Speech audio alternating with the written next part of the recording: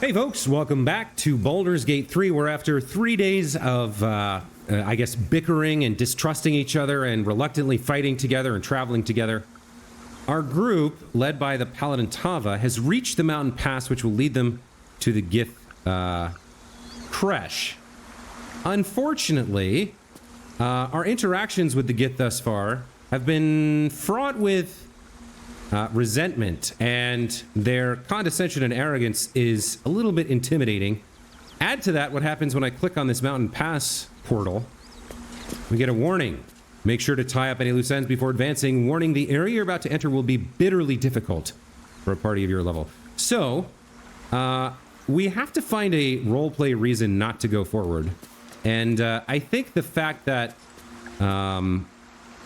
the Gith have proved to be not particularly friendly to their own, to Lae'zel here, would maybe make Tava a little hesitant to proceed down this path when we have other opportunities. In particular, the Druid Halsin seems like a potential way forward that isn't quite so fraught with peril. I did notice one other strange thing. If you take a look at the party inventory here, all of Lae'zel's stuff is gone.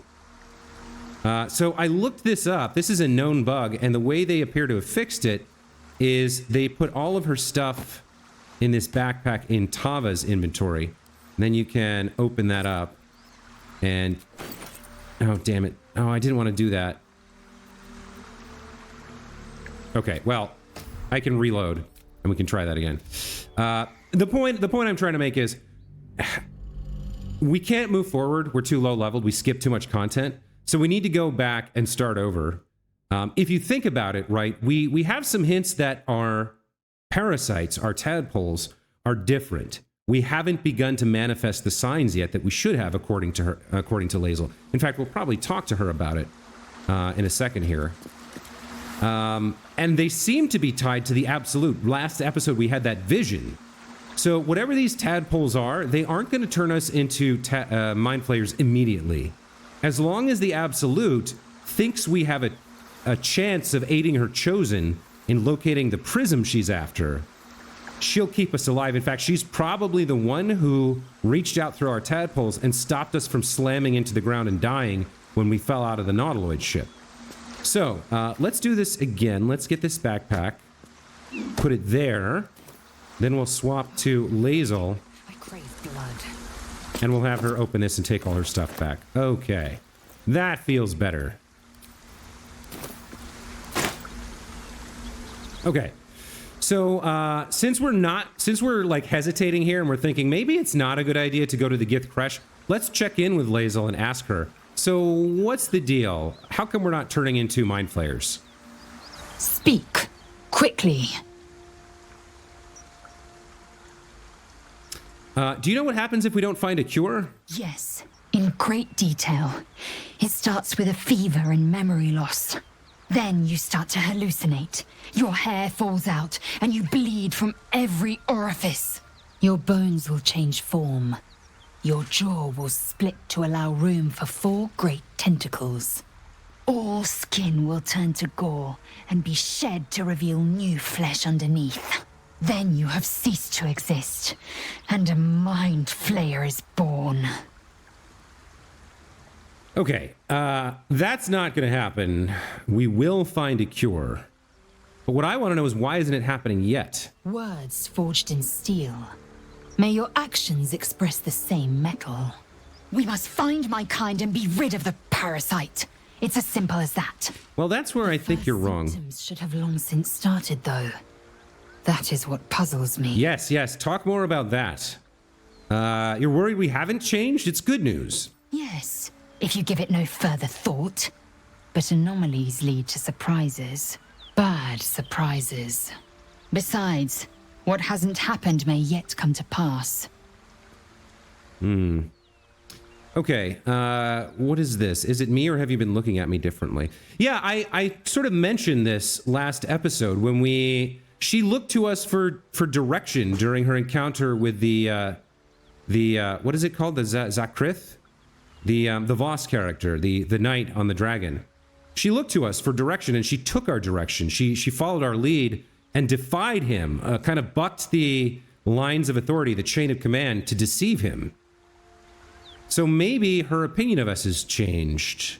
Maybe this will help us convince her that there's another way than going to the Gith Creche. That in fact, the Gith Creche may not be the answer she thinks it is. Or at least that maybe we should look for other things first. So we'll ask her, is it me or have you been looking at me differently? I have a confession. I was too hasty to judge you. I thought you witless, gutless, unimpressively bland. Well, I mean, say this for Lae'zel. At least she's honest, right? Well, to be fair, I thought you cruel, stubborn, and judgmental. Yes, all that is true. I am cold as the sea of night. But you have stoked fires I didn't know I possessed. I swear, you would tear the horns off one dragon for plunging into another. You've gained my respect, and more still, my yearning. When I come near, your odor alone is enough to make my neck sweat and my hairs stand on end. Oh, okay. So she's hitting on me. Let's try to divert this back to, friend territory. If you respect me so much, why are you such a prickly grouch? If you must know, Vlaakith requires everything of her children. I can't count how many bruises I've inflicted. Can't measure how much blood I've drawn in the Undying Queen's name. I know only blood red and death black. My mind is silver, and my body steel. I am what I must be, say what I must be, to survive every beast I face and every wound I bear. Bah, enough talk. I will be plain. I want to taste you. Perhaps tonight, perhaps later. But I want it all the same. Do you? Oh, okay. I respect her unvarnished bravery in just revealing her desires like that. But the one we have the closest connection to, or at least on our side, the most feeling for, is Shadowheart at the moment. And as much as we respect her, and maybe even grudgingly like her a little bit, as irritating and prickly and grouchy as she can be, I don't think Tava has those feelings for her. So what do we have here? I want to share my body with you. Sure thing. I've been wanting a hot Yankee girlfriend. I'm flattered, but the answer is no. I hope this doesn't sour her. I hope being rejected doesn't make her want to leave the party or anything. But yeah, the answer is no. Your loss, I fear.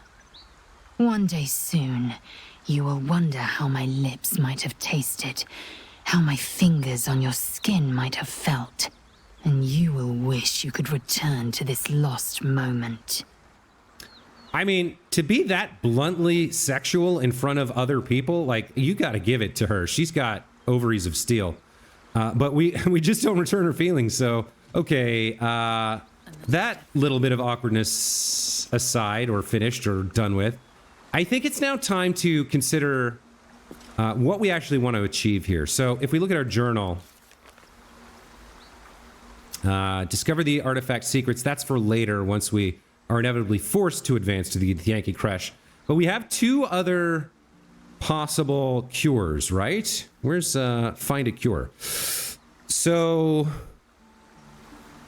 we got help from Healer Nettie. She told us about Druid Halsin.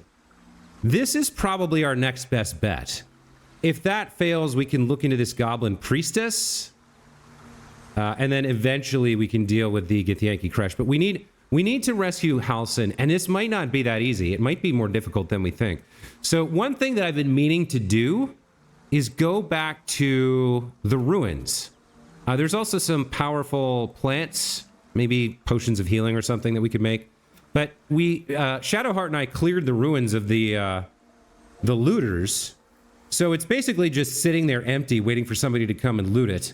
I think now is the time to go back here and look for what aid we might find there. Like maybe there's powerful weapons or magic items. Things that could give us an edge when we go to rescue Druid Halsin, which I think is now has to be our next objective. There's a bunch of other stuff we just walked right past because we were so beeline for this creche. But it seems we came here a little too soon. So I think we will hop into the map here. And look, there's this huge, like, there's a lot left to explore. So let's head back to the overgrown ruins. And let's see, this door's locked.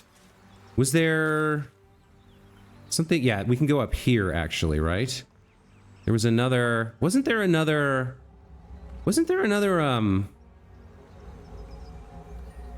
I thought there was another teleport sigil up here. No?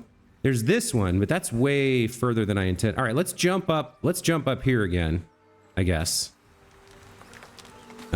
We should all be able to go here somewhere. I think it's here. Yeah. All right then.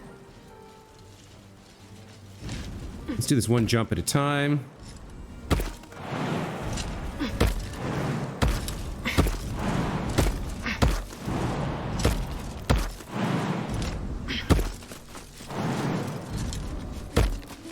Okay.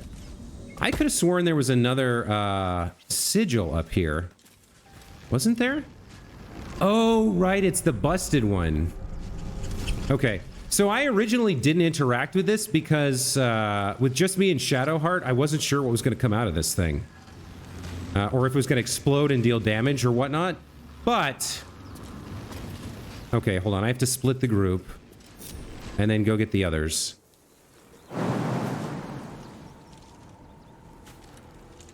Come on, buddy. You can make it.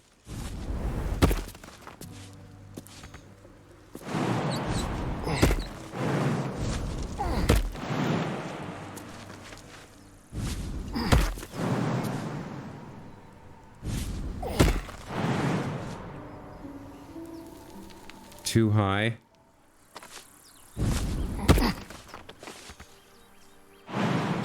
There we go. Okay.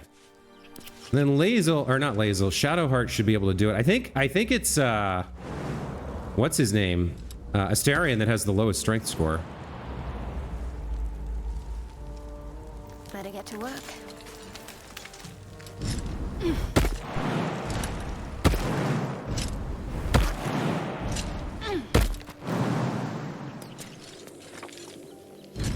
Okay, everybody's up. Let's group up and move. And then we can use maybe Mage Hand to interact with this. Astarion should have the Mage Hand cantrip, I believe. Trust me. Yeah, alright. Let's use Mage Hand here. And let's have it interact with the sigil. Oh, it won't do it. It's not powerful enough? Oh, that's too bad. Okay, well then let's ungroup so that if it blows up, somebody can come and rescue Tava. Let's see if we can get this thing to work. Approach the sigil on the stone. Magic glitters and swirls from it erratically, as if malfunctioning. It looks slightly dangerous. All right, so last time I didn't touch this. This time we're going to risk it. We're going to press the big red button and see what happens. Maybe something comes out that we have to fight. Maybe it explodes and, you know, kills her. I don't know. We have a Revivify scroll, so... yeah, let's risk it.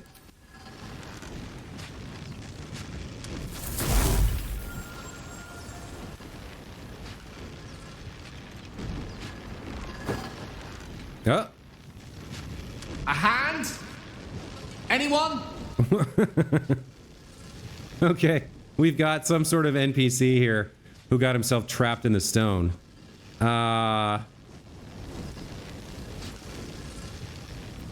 random hand from a portal. Let's give it a slap.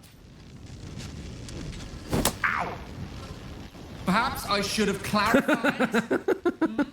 A helping hand. Anyone? Who are you? Just your average traveler stuck between realms. Pull me out, and we'll get properly introduced. You could be a demon or a mind flayer. All right, let's give him a hand in here and pull him out. We only get a +3 because what's her name? Shadowheart isn't close enough to give us guidance, but I'll risk it. All right, there we go.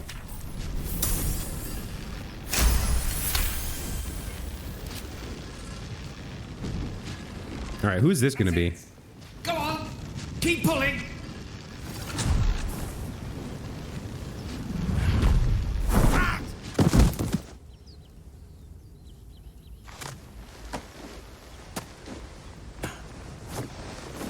Oh. Hello. I'm Gale of Waterdeep. Apologies. I'm usually better at this. At introductions? At magic. Say, but I know you, don't I? In a manner of speaking. You were on the North. Oh, he's another companion. Okay.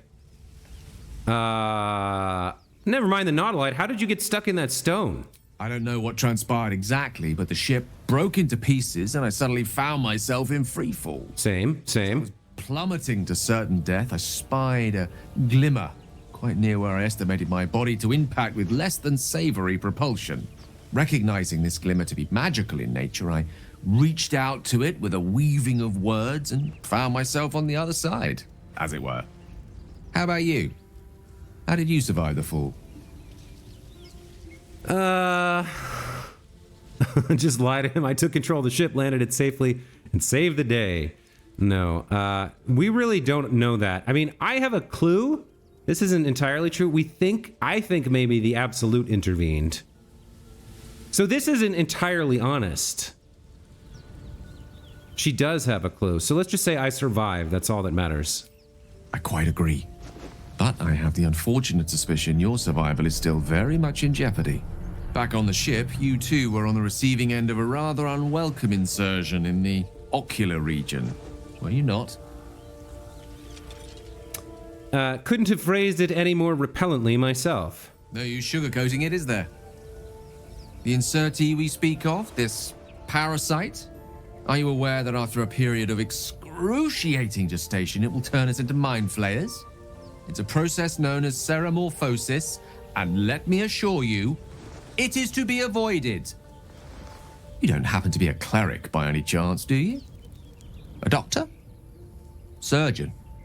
Uncannily adroit with a knitting needle?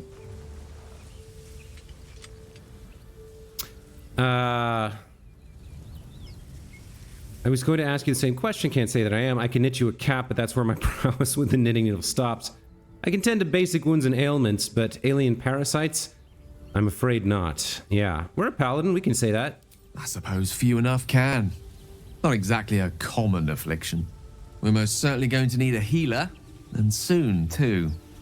How about we lend each other a helping hand once more and look for a healer together? Yeah, I mean, that's what everybody else I've met is doing, so it sounds like a plan. You can join. Oh. But I see you're traveling with plenty of company already. Perhaps I can join you later instead.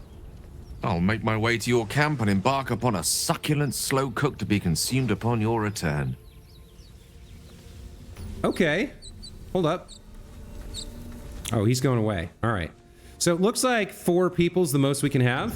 Any attention right now? And so if we wanted to have this new wizard guy with us, can I see who he is? No, I guess I have to go to camp to check in with him. But we'd have to get rid of either Lae'zel, who would probably be my first choice, or Astarion, who would be my second choice. Shadowheart is Bae. Shadowheart is waifu. She's not going anywhere. She's staying with us for the whole adventure. But I could maybe swap one of these two out for a wizard. I mean, wizard, like serious magic, very valuable. We already kind of have, like, tank and melee stuff covered. So Lae'zel as a fighter, not super awesome. Having, like, our trickster rogue here with sneak attack, that's great. Having the cleric is great. The paladin's great. If I was going to swap anybody out, especially since we just kind of rejected her sexual advances, it'd probably be Lae'zel for the wizard guy. He might be a better traveling companion. He certainly seems more charming thus far. But this is not what we came here to do, although I'm glad we now have... So now we can... Yeah, now we can teleport to the roadside cliffs. All right, let's head over to the ruins and finish looting them, because we've already done all the hard work, or Shadowheart and I have done all the hard work. So we might as well go find out what was hidden in here and reap the rewards. Maybe it'll be some kind of, like, dope, sick-ass, you know, maybe we'll find Wave in there, or, you know, Hazaron or something. Some sort of legendary weapon. Could be, right? All right, so yeah, there should be a dead body down there somewhere from when we knocked that guy down. We've already looted all these guys. And we killed everybody in here. There could be more of them, I guess. So we have to... I feel like we got all of them, but there might be like a second floor or something with more of them. So at some point, we're going to have to start sneaking around and checking. Let's come down here. There's one of the guys we killed. Let me check the map here. So... there's the entrance. We're turning left, right, forward, and then left. I guess we want to do a full sweep and make sure we didn't miss anything last time we were here. Only dust and silence. Okay, so we've got this plaque here that reads... Indecipherable Normally text the covers patron the god is plaque. obvious. Not here. A dead tongue. Whoever worshipped here must be long gone. So if we had the wizard, and if he knew comprehend languages, we could maybe read this plaque. Any books? Oh yeah, okay. The Unclaimed. In life, her service had been impeccable. Daily did she devote herself to the Lady of Loss. Daily did she free herself from the tyranny of memory. All, in time, was lost to her. Her relations, her preferences, even her own name. Upon the altar of her devotion placed she the ultimate offering, her emptied mind. And when she died, when she awoke in death and found herself standing in the pale and faded city of judgment, she waited for the Lady of Loss to retrieve her. 1,000,000 souls and more passed her in colorless gusts, but no hand materialized in her hand. No voice whispered instruction in her ear. No guidance proffered itself from the bleached and barren sky. Time, immaterial time, passed around her like air coming and going. And still the goddess did not come for her devotee. Kelemvor pitied her as much as the Lord of the Dead is able, but could not intervene. This cleric of the Lady of Loss, unclaimed despite her worthiness, might yet have one more lesson to learn.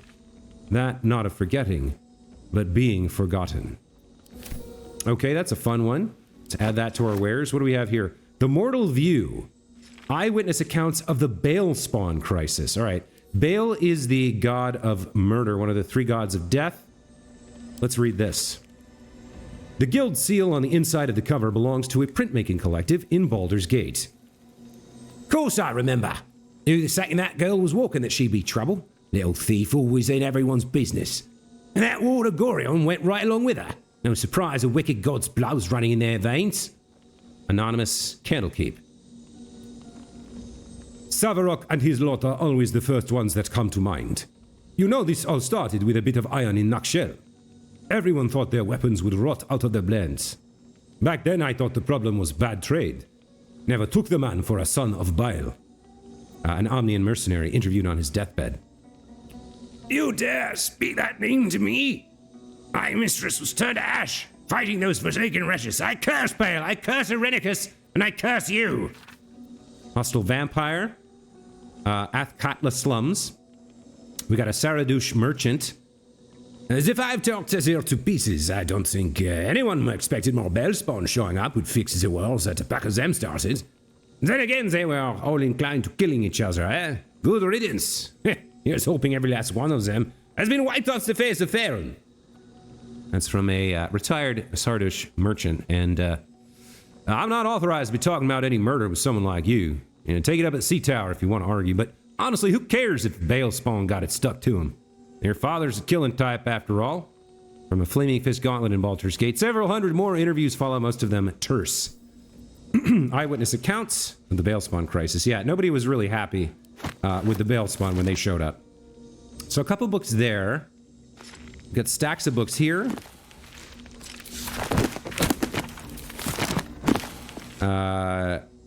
This is another copy of the Unclaimed. So there may be like limited actual numbers of books in here.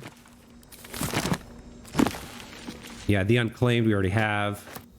The Curse of the Vampire we already read about, well, we read that before we met Asterion, but it was pretty obviously about someone like him. Okay, we got a candle. We can add that to our wares. Let's continue looting. Looter's trunk had some stuff in it. Some silverware, that's all good, okay. More stuff on the table. Let's... Alright, let's get the food, I guess. Sausage. Cheese.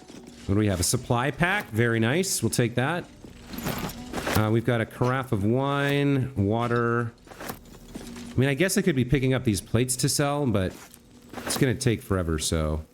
There's another cheese wheel. If the Dragonborn was here, he'd be like, he'd have like huge dollar signs in his eyes, or hearts in his eyes, or whatever. Let's see what we've got here. Some milk cans. A shelf. Anything good on the shelf? No. Alright. Let's go in here and send the camp supplies to camp. Where's all the stuff we just picked up? Type. Did it auto-send some of it to camp? Maybe it did. Alright, maybe it auto-sent it for me. That's fine. What else do we have here? There's the campfire. We can, I guess, put that out. Some shelves over here. Let's check those. Nothing much. Nothing much. Take a bit of gold. So, like, I guess there's a trade-off, right? Of, like, how much time do you want to spend clicking on minutia? And how much time do you want to spend playing the game, right? Like, if you want to pick up every single thing, you get an extra, you know, 30 gold worth of stuff, but it takes you 15 minutes of gameplay. Yeah, we already looted these bodies, I'm pretty sure. So moving in here now, let's take a look at the map again. So, to our right is this area, which I'm pretty sure we got, and then the left over here. I think there's a door here around here somewhere that we never opened. Let's just double check. Yeah. That's all empty. Torg is empty. The Book of the Final Breath? I think we read that. Okay, what else do we have? We've been in this room, right? They're all empty because we looted them. I think we came in here and looted in here. Yeah, we did. Yeah, I think so. Did we miss anything? This was some sort of mechanism. Stack of books? Wait, does the yellow color mean it has something in it? Oh, it does. Okay. There's another Curse of the Vampire. Death and Divinity, A Godly Guide. I don't think we've read this one. Death is too powerful a force for even a single god to contain. It's a duty that's been passed from hand to hand, splintered into smaller pieces. Disease, war, funeral rites. But there must always be an overseer of the cycle as life falls away. For countless eons, it was Jurgel, the lord of the end of everything, presided over mortality with his unblinking stare until even he grew weary. Young Bale, Bane, and Mirkul must have thought themselves conquerors when they came for the god of death, yet he used their ambitions to free himself. Mirkul claimed primacy over death from Jurgel's bargain, but even he does not rule death alone. What is murder, if not the most violent of deaths, seized by Bale in his incessant greed? What need would there be for noble Kellamvor to judge passing souls if one deity could hold the process entire? Even gods can die, after all. Those who worship death should remember that above all else. Alright, I probably should have added that to my wares. Got a lot of stuff to sell. We could travel back to the Druid's Grove and sell some stuff and buy some stuff. I think, yes, I think if there's a... I think if it's yellow, that means it contains something. If the icon is yellow. Because now the icon, at least, yeah, it shows opened and empty. Let's open this. No, okay, so it can be empty. Alright, well. I thought I had an idea, and I did not. Alright, so now we've got these two doors, which I think we never got to. No lock, no handle. How does it open? Huh. How does it open? We got a perception check anywhere, or... How would we open this? No lock, no handle. How does it open? I mean, I suppose we could smash it down, right? But there should be some way to open it. Wasn't there something else, a button somewhere or a handle? I can't remember. I feel like there was something somewhere that we didn't know what it did. Oh well. Alright, so we can't get in there at the moment. I guess we have to smash it down.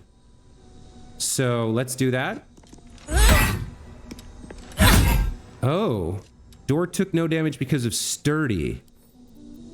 What's sturdy?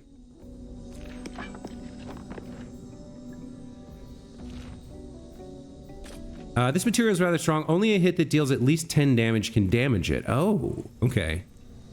What is our max damage here? 4 to 11. So we need to hit it a bunch of times, but we can do it.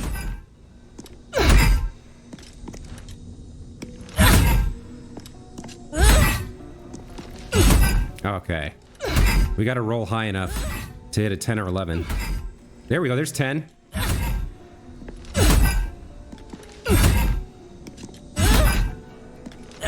Is this fun to watch, you guys? This good content?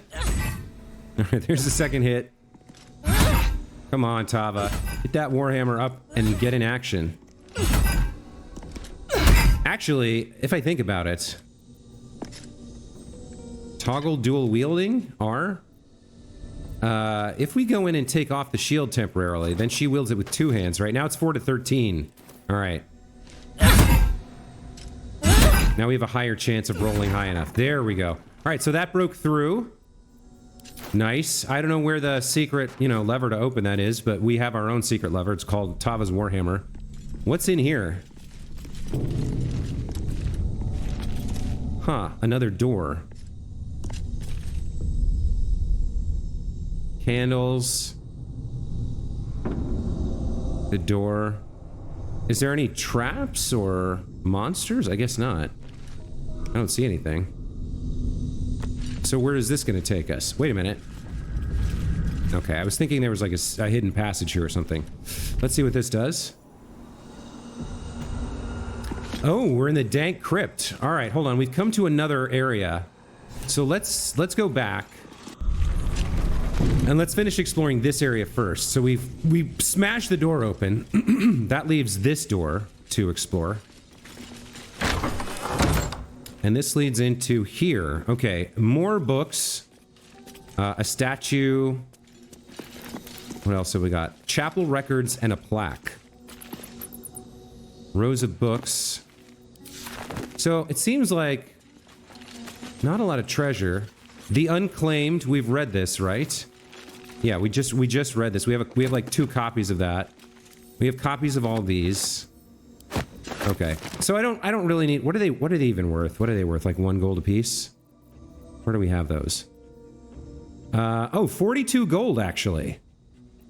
Actually 42 gold is worth like looting a little bit.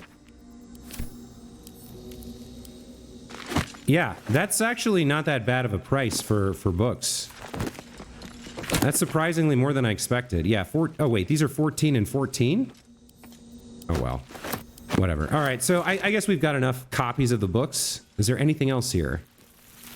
More stacks of books. I mean, there could be like 1 really good book hidden in here. But somehow I don't think so. We do have a rustic chest. All right, a plate. Great. I was looking for an opal. Or a diamond. Candles. There's a looter's trunk back here. Check this out. Oh. That's curious. There's a lever. Okay. Oh, that must be the lever that opens the door. But how would you get to here from the other side, though? Where's the mage hand? Mage hand, come here. Pull the lever. Okay. A horrific screech. Not what I was hoping for. Let's take a look at the chapel records. Let's move. Here we go. And then I think the plaque is probably in a language we can't read. Fine dust coats the pages of this weathered book. Beneath the bone-white powder, hundreds of short obituaries are recorded in tiny script. Grobian Tipple Ilmater, drowning. Yvain Arkinson, Ogma, internal rot. Devrin Stout, Saloon, fever. All right, so this, whoever this was, I suppose this could be Jurgle. Maybe this is an ancient temple to Jurgle before he was replaced by the 3 youngins and stopped being the god of death. I'm pretty sure we can't read this plaque. Yeah. Language on the plaque. Okay. Let's keep moving. Let's go down to the dank crypt again. I suspect that lever back there probably would have opened this door. Find a way forward. But I smashed it before we could learn, so oh well. All right, dank crypt. This feels like a place where undead will show up, so let's go into sneak mode here as we explore around. But let's definitely open the opulent chest. Nice. Now we're getting some good stuff. Silver necklace. That's a good start. What else do we have here? Another opulent chest.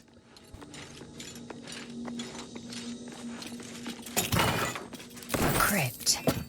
What riches might it contain? Okay. I hope Astarian's keeping an eye out for traps here. That's his thing, right? He's the rogue. If the gods are watching me. There's a torch there. More gilded chests. A book called On Death and Resurrection. An excerpt from the ongoing metatext Rebound by Josefa Elgin, a scholar excommunicated from the Church of Denier for her heretical efforts to reconstruct the metatext, her God's annal of lost and hidden knowledge. Of what value is a life? Far too esoteric a topic to warrant any serious critical consideration between these pages, surely. Or so it would seem at first glance.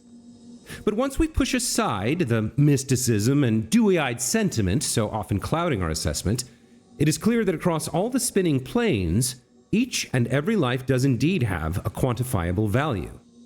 It's simply that not all are equally valuable.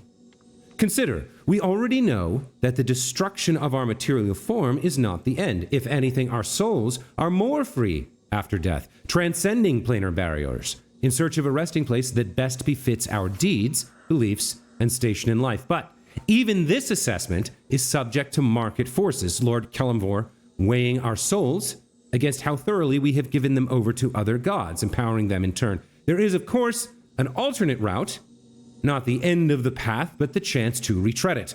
Clerics across the realms wield the power to return life to any soul deemed worthy or willing enough.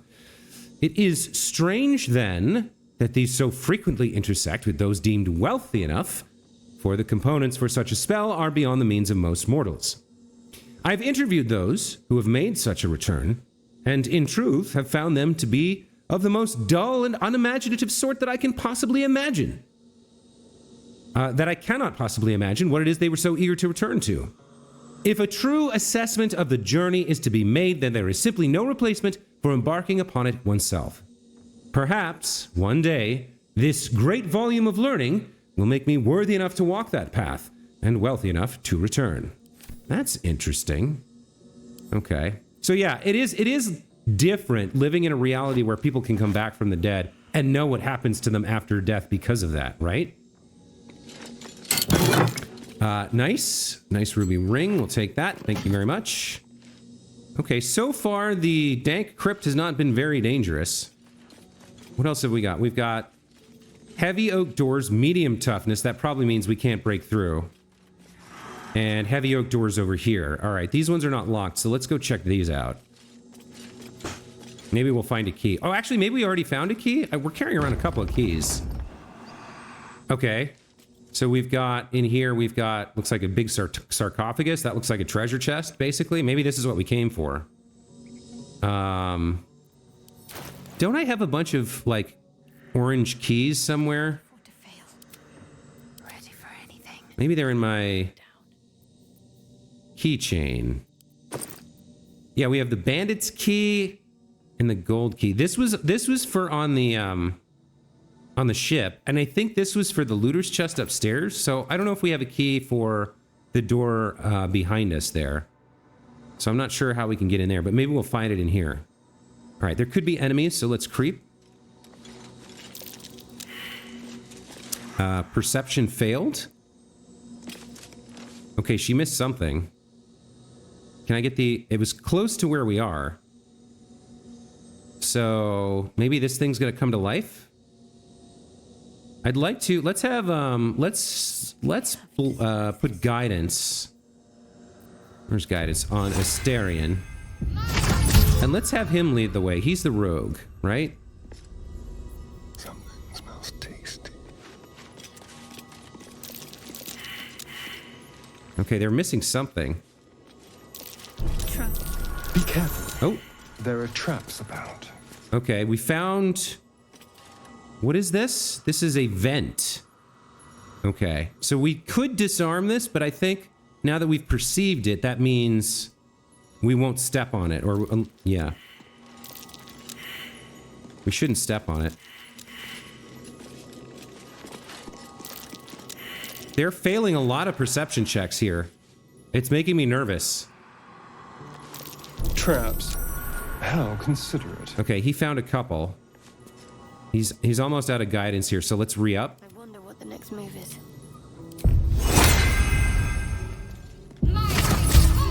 Actually, does he have the best... Who would have the best perception? I don't actually know. Character sheet. Who's got the best perception? Where are abilities? Okay. Perception. That's wisdom. So +2, +3, +3, +1. Yeah, Astarion has a +3 to perception. So we're doing the right thing by giving him guidance. All right, so what do we have here? That's a trap. That's a trap. There's a sarcophagus here. I wonder if because we noticed this, it won't... Like, what does it mean that that's there? Like, if we step directly in front of it, will it breathe fire at us or what? I'm wary of opening the sarcophagus now. Let's have the mage hand do it, maybe? No, it's too heavy. To make my next move. All right, well, Astarion, I hope you don't die. Okay, we got some wares and... Oh, a soul coin. So if you've played or heard about Descent to Avernus, soul coins are a currency literally created from souls that are used as money in the Nine Hells, and they can also be used to power infernal engines, which is essentially like hell monster trucks that you can drive around in that campaign. They're pretty cool. Strange, incomprehensible whispers emanate from this coin, pervading your mind with rage and despair. Okay, it's worth 100 gold.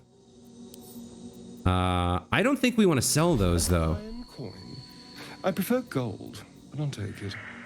The bones are worth a gold apiece. That's not really worth the inventory space. All right, let's keep... there's another sarcophagus over here. Is there another... See, there's another gargoyle here, but he failed on his check. Oh, dear. Now he sees it. Okay. I don't know how these would trigger. Like, if I get too close to them, maybe? But I want the goodies, for sure. I'm looking... I like, the treasure's nice, but I'm more hoping that we find some sort of powerful item to, like, power us up, right? Let's see what the skeleton has on him. Nothing. Oh! That's... Okay, so the sarcophagus itself is trapped. We've got vases. There's more sarcophagi over here.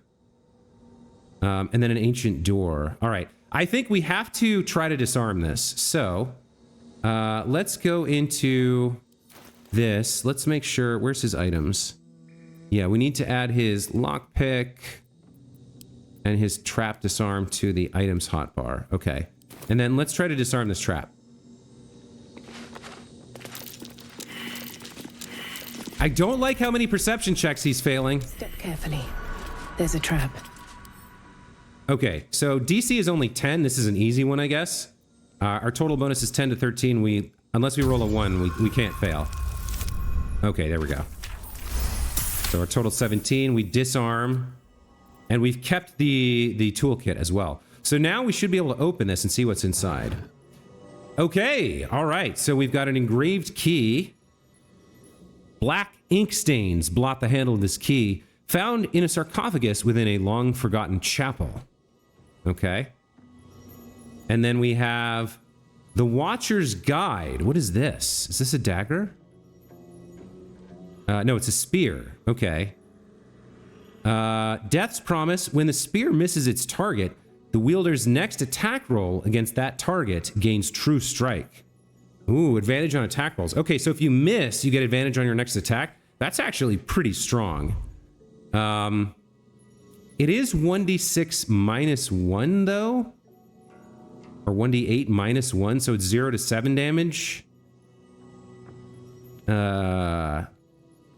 Or is that only if Astarion... That's maybe only if Astarion equips it. Because he's got a -1 to strength. So we give this to maybe Lae'zel. I don't know. We'll have to take... Hold on. Let's grab this stuff. I don't know what the key is for. Maybe this door over here. Probably this door over here. But let's look at that spear here. Let's go into party view. And let's see. So she has strength and she has strength. Actually, she has strength as well. And she probably could use it better. Let's see about giving it to What if we give it to... Is she proficient? This is a simple weapon. It's a spear, right? Can we give her this instead of that? Yeah, so she gets 1d6 plus 1 versus 1d6 minus 1 with the mace. I don't know why it's minus 1. So hold on. With the mace, she had 2 to 7. With the spear, she has 2 to 7, but she gets Death's Promise. Okay, and she's giving up... Yeah, she's giving up, like, the bonk on the head for... I think... What is this? Rush attack? Okay. I think that's a good weapon for her to have. I like that.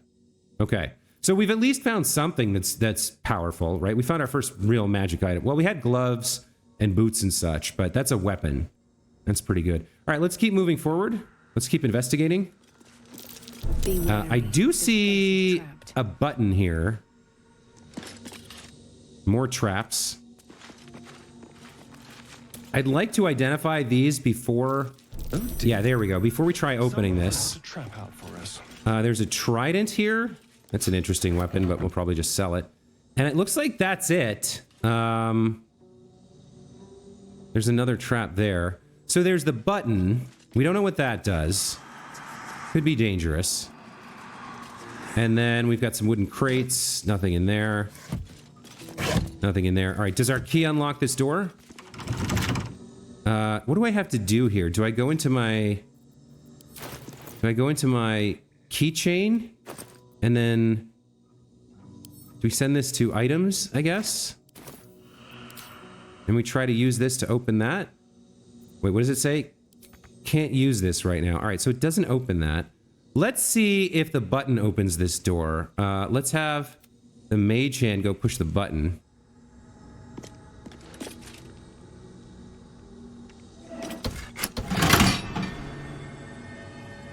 And now...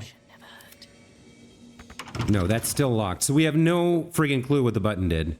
Maybe it armed all the traps. Well, we could try to pick this lock, I guess. I guess we should. Where's my lock picks? All right, let's try to pick the lock. DC 15. 7 plus 10 gets us there. All right, nice. What did the button do, man? What did the button do? Where are we? Oh, we're out here. Oh, okay. I could have picked this lock. All right. Well, I forgot. Or I didn't know. Okay. Are we still all sneaking? All right. So we've looted this place. We got our magic spear or whatever. There's also the other locked door over here that we have to check out. Maybe Astarion can unlock that too. Or maybe that iron key will just unlock this door.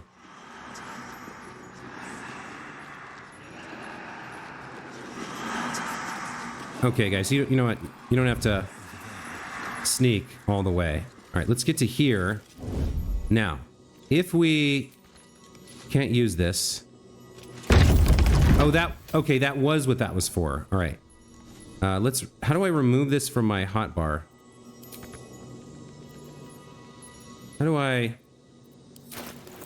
go into keychain? How do I remove something from my hotbar? All right, guys, leave me a comment if you know how to remove something from a hotbar. Meanwhile, we've got another chamber to go in here. And this is probably the final chamber. So there's probably traps and there's probably enemies in here. And the episode's running a little long in the tooth, so I think we'll leave this on a cliffhanger. I'm going to stop here for today.